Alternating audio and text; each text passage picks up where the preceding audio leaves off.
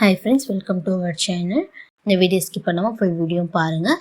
இதோட முன்ன பார்ட் வந்து உங்களுக்கு நான் வந்து நேற்று போட்டிருப்பேன். அதோட லிங்க் வந்து நான் டிஸ்கிரிப்ஷனில் கொடுக்குறேன். கண்டிப்பாக செக் பண்ணி பாருங்கள். அந்த வீடியோ பார்க்காதவங்க அந்த வீடியோ செக் பண்ணி பாருங்கள். இப்போ வாங்க வீடியோக்குள்ளே போகலாம்.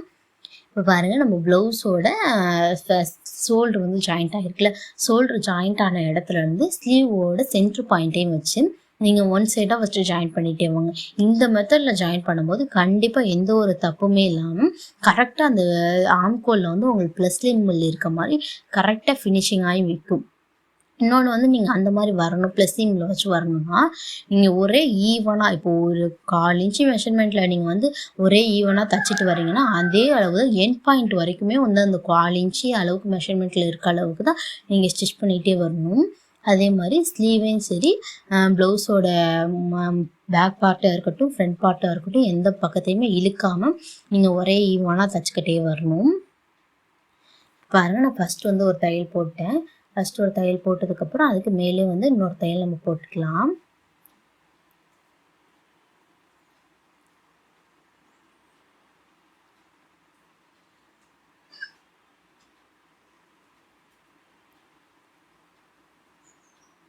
பாருங்கள், நம்ம வந்து ஒரு சைடு ஸ்லீவ் அட்டாச் பண்ணியாச்சு, இன்னொரு சைடு ஸ்லீவ் அட்டாச் பண்ணிக்கலாம்.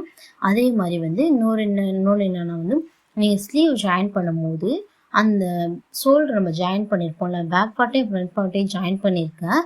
அந்த துணியை வந்து பின்பக்கமாக நீங்கள் தான் பின்பக்கமாக தள்ளி விட்டுட்டு தான் நீங்கள் வந்து ஸ்டிச் பண்ணணும். ஏன் அந்த மாதிரி பின்பக்கமாக விட்டுட்டு தள்ளிட்டு ஸ்டிச் பண்ணுறோன்னா, உங்களுக்கு வந்து இந்த மாதிரி நீங்கள் முன்பக்கமாக தள்ளிட்டிங்கன்னு வச்சுக்கோங்க, உங்களுக்கு வந்து ஃப்ரண்ட் பார்ட் வந்து இறங்க ஆரம்பிச்சிடும். கண்டிப்பாக இந்த மாதிரி நீங்கள் மிஸ்டேக் பண்ணியிருப்பீங்க. நீங்கள் ஏன் இறங்குதுன்னே உங்களுக்கு தெரியாது. ஏன் இது மாதிரி இறங்குது, நம்ம கரெக்டானதானே தைச்சோம் அப்படின்னு சொல்லிட்டு உங்களுக்கே தெரியும். ஆனால் வந்து இந்த ஒரு மிஸ்டேக் பண்ணிங்கன்னா கண்டிப்பாக இறங்கும். இது வந்து நான் வந்து நான் தச்சு ஸ்டிச் பண்ணதில் வந்து ரொம்பவே எதனால் இறங்குதுன்னே தெரியாத அளவுக்கு இருந்தப்போ தான் இந்த மிஸ்டேக் வந்து நான் கண்டுபிடிச்சேன். ஆனால் இந்த மாதிரி தைக்கிறப்போ வந்து எனக்கு அந்த இறக்கம் வந்து தெரியலை. அதாவது அந்த கோடு, இந்த ஷோல்டர் கோடு வந்து கீழே வந்து இறங்கிடும், ஃப்ரண்ட் பார்ட்டில் இருக்க வந்து நம்மளுக்கு இறங்கிடும். இதுவே நீங்கள் பின்பக்கமாக தள்ளி விட்டு தைக்கிறப்ப வந்து உங்களுக்கு பின்பக்கமாக தான் இருக்குமே தவிர லைட்டாக முன்பக்கத்துலேயே இறங்கி வராது. கண்டிப்பாக ட்ரை பண்ணி பாருங்கள்.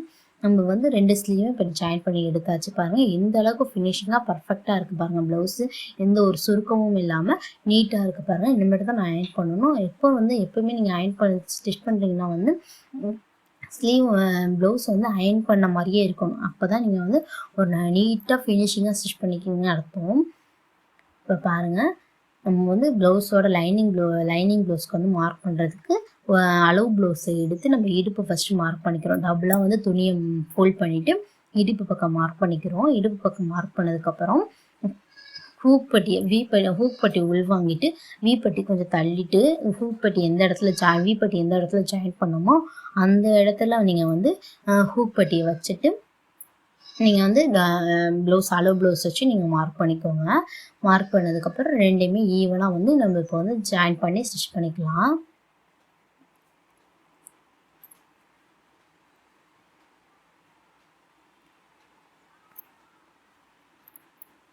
வாங்க நம்ம ஸ்டிச் பண்ணிக்குவோம். அதே மாதிரி இப்போ வந்து நம்ம ஸ்லீவ் வளர்ந்துக்கலாம். ஸ்லீவ் வந்து அளவு ப்ளவுஸ் வச்சு நீங்கள் வந்து மார்க் பண்ணிக்கோங்க. எப்போவுமே நீங்கள் வந்து ஜாயின் பண்ணுறப்ப இன்னொன்று என்ன பண்ணணும்னா, அந்த ஸ்லீவோட சென்ட்ரு பாயிண்ட்டும் ஈவன் நேராக இருக்க மாதிரி இப்போ நம்ம டபுளாக ஃபோல்ட் பண்ணி நம்ம மடித்து தைச்சதுக்கப்புறம் வந்து ஸ்லீவோட சென்ட்ரு பாயிண்ட் வந்து சென்டராக இருக்க மாதிரி தான் வச்சு தான் நீங்கள் ஸ்டிச் பண்ணணும். சப்போஸ் நம்ம இந்த இடத்துல நம்மளுக்கு ஃப்ரண்ட் பார்ட்டில் வந்து கூட அதிகமாக வரலாம், இல்லை பேக் பார்ட்டில் கூட நம்ம அதிகமாக வரலாம். அது உங்களுக்கு பிரச்சனையே கிடையாது.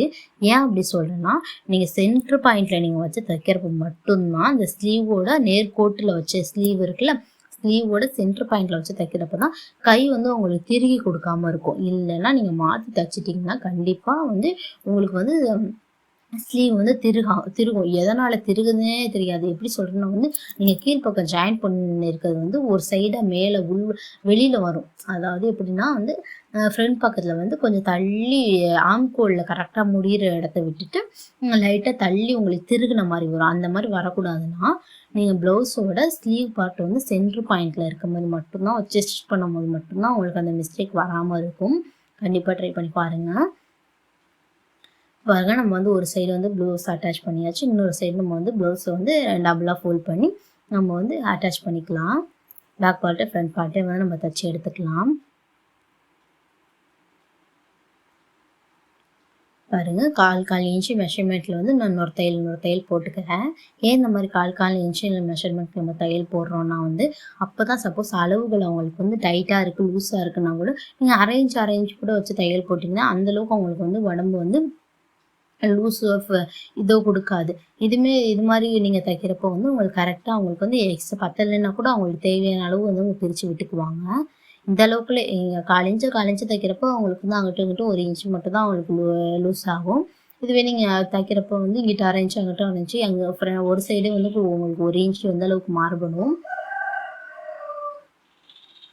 இப்போ பாருங்கள், நம்ம பேக்கும் ஃப்ரண்ட்டு எல்லாம் ஜாயின் பண்ணி ஸ்லீவ் எல்லாமே ஜாயின் பண்ணி எடுத்தாச்சு.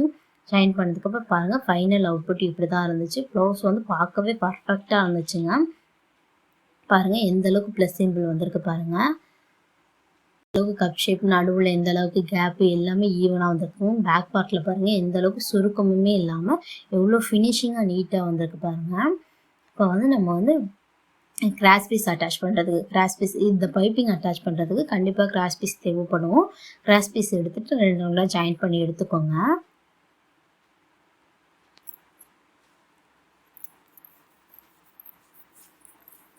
ரெண்டாக ஜாயின் பண்ணி எடுத்ததுக்கப்புறம்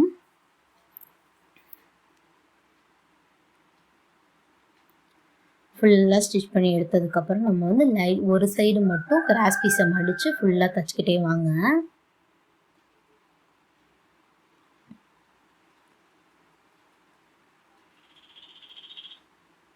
நீங்கள் வந்து இந்த மாதிரி மெத்தடில் வந்து நீங்கள் ஸ்டிச் பண்ணும்போது பார்க்கவே உங்களுக்கு நீட்டாக இருக்கும், ஃபினிஷிங்காக இருக்குது. கண்டிப்பாக ஃபைனல் அவுட்புட்டை நீங்களே பாருங்கள் எந்த அளவுக்கு ஃபினிஷிங்காக இருக்குன்னு. பைப்பிங் வந்து எந்த அளவுக்கு ஃபினிஷிங்காக இருக்குன்னு பாருங்கள். உங்களுக்கு தேவைப்பட்டால் சொல்லுங்கள். பைப்பிங் வந்து எப்படி பர்ஃபெக்டாக ஃபிட் பண்ணுறதுன்னு சொல்லி இன்னொரு வீடியோவில் நான் தெளிவாக நல்ல க்ளோஸ்அப்பில் உங்களுக்கு காமிக்கிறேன். இப்போ பாருங்கள், நம்ம கிராஸ் பீஸ் தைச்சதுக்கப்புறம் கிராஸ் பீஸோட எக்ஸஸ் ஆன பீஸை மட்டும் லைட்டாக கட் பண்ணி எடுத்துக்கோங்க.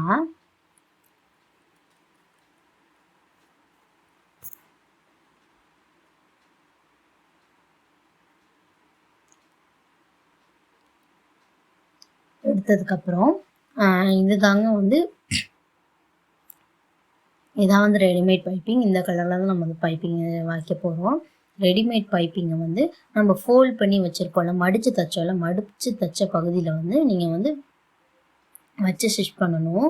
வச்சு ஸ்டிச் பண்ணும்போது வந்து நீங்கள் வந்து சிங்கிள் ஃபுட்லாம் மாற்றணும்னு அவசியம் கிடையாதுங்க. இப்போ மடித்து தைச்ச பகுதியில் வந்து லைட்டாக விட்டுட்டு அதோட எண்டு விட்டோம்ல, அதே மாதிரி நீங்கள் இந்த பைப்பிங்க்கு வந்து நீங்கள் சிங்கிள் ஃபுட் தான் வைக்கணும்னு அவசியம் கிடையாதுங்க. ஒரு நார்மல் ஃபுட்லேயே நீங்கள் தைக்கலாம். அந்த பைப்பிங் மேலே வந்து நீங்கள் தையல் போடணும். பைப்பிங்கை கீழே விட்டு தையல் போடக்கூடாது. பைப்பிங் மேலே தையல் போடணும். அந்த த்ரெட்டு வந்துருக்குங்களா, த்ரெட்டுக்கு மேலே நீங்கள் தையல் போடுங்க. ஒரு ஈவனாக வச்சுட்டு தையல் போட்டுகிட்டே வாங்க.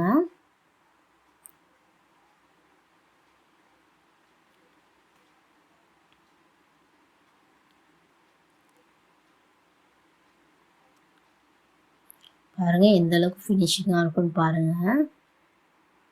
எல்லாம் ஸ்டிச் பண்ணி எடுத்தாச்சு. நம்ம இப்போ எடுத்ததுக்கப்புறம் அது எக்ஸஸ் ஆன பீஸ், அந்த லைட்டாக பிசுறு கீழே இருக்கும். அந்த பிசுறு உங்களுக்கு வேணாலும் நீங்கள் கட் பண்ணி எடுத்துருங்க.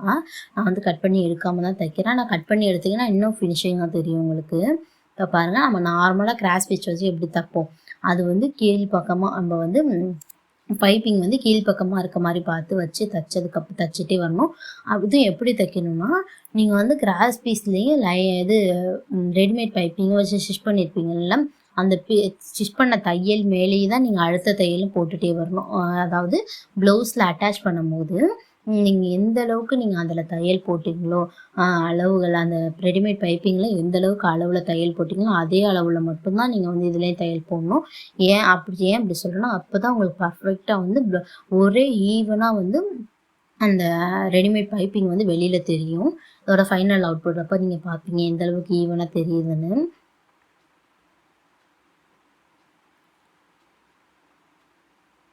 அது மாதிரி கிராஸ் பீஸ் பதிக்கிறப்போ வந்து எந்த ஒரு இடத்துலையுமே இழுக்காமல் தைக்காமல் பார்த்துக்கோங்க.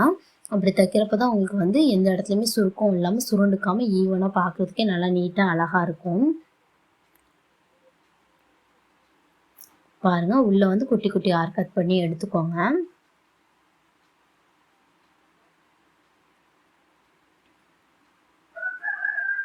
எடுத்ததுக்கப்புறம் இப்போ நம்ம மடித்து ஸ்டிச் பண்ணிக்கலாம்.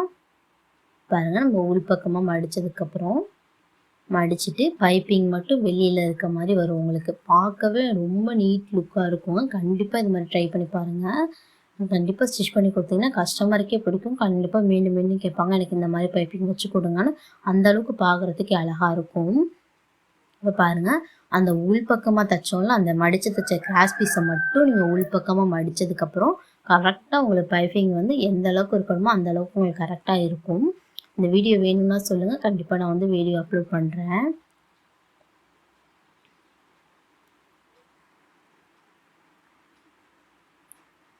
பாருங்கள் ஒரே ஈவனாக உங்களுக்கு வந்து வரும்.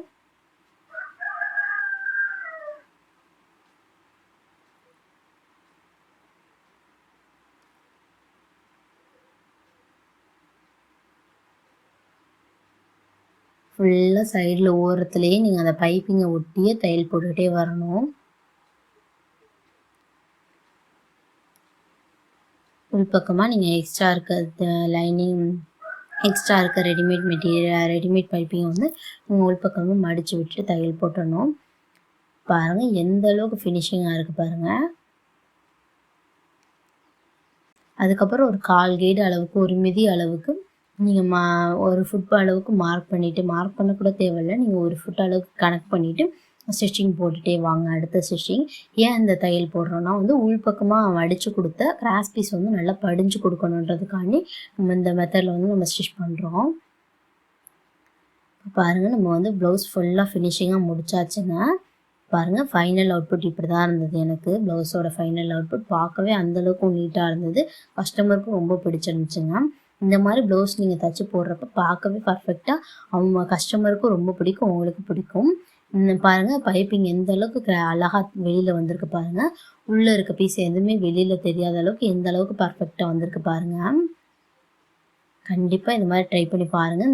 இந்த சேனல் உங்களுக்கு பிடிச்சிருந்துச்சுன்னா சப்ஸ்கிரைப் பண்ணிக்கோங்க. இந்த வீடியோக்கு ஒரு லைக் பண்ணிக்கோங்க. Thank you friends.